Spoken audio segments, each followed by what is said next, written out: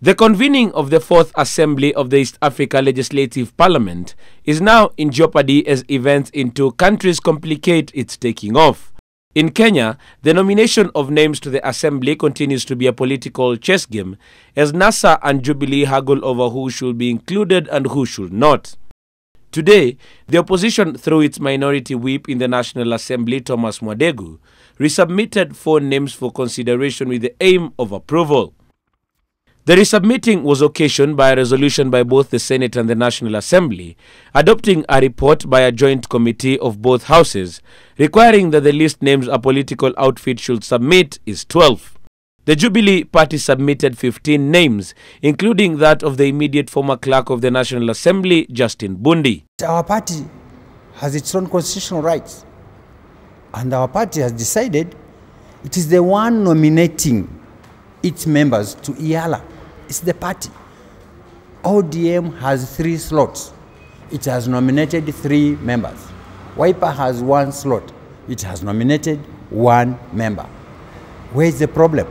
This latest move by the opposition is likely to complicate the situation even more, as the Jubilee side insists on the resolution by the House requiring the opposition to add an extra 7 names. In a quick rejoinder on his Twitter page, the leader of majority, Aden Duale, said the process had now hit a snag and would most likely not continue. According to Duale, the opposition had outrightly defied a binding resolution of the House, thus the nomination could not proceed. Right from the word go, we are not convinced as a party that the decision by the joint committee was a right decision. Mwadeghu says he reads mischief from the Jubilee side as they try to frustrate their efforts of submitting just the required names. There are others who feel that this matter should be put in abeyance till the 12th Parliament when they can deliberate on it, so that there are members who may not make it through in the August elections.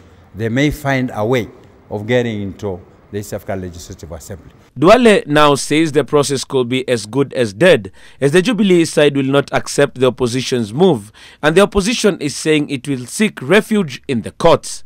We are set to go all the way through to make sure that we cannot have a situation where a certain section of the legislature drives the entire agenda of the nomination process. South Sudan is also faced with an almost similar situation, with the local having moved to the East Africa Court of Justice to restrain the EALA from swearing in the 9 members nominated by South Sudan. The orders were granted. But even before he had moved to court, the clerk of the Arusha-based East Africa Parliament had already suspended the swearing in of the other nominees, pending a resolution of the Kenyan circus. The tussle that is the names to be submitted to the House for nomination to the East Africa Legislative Assembly continues to cripple the Arusha-based House, as it is a requirement that for it to conduct any business, at least 3 members from a state should be there for it to function. Kennedy Mwadeghu, NTV in Nairobi, Kenya.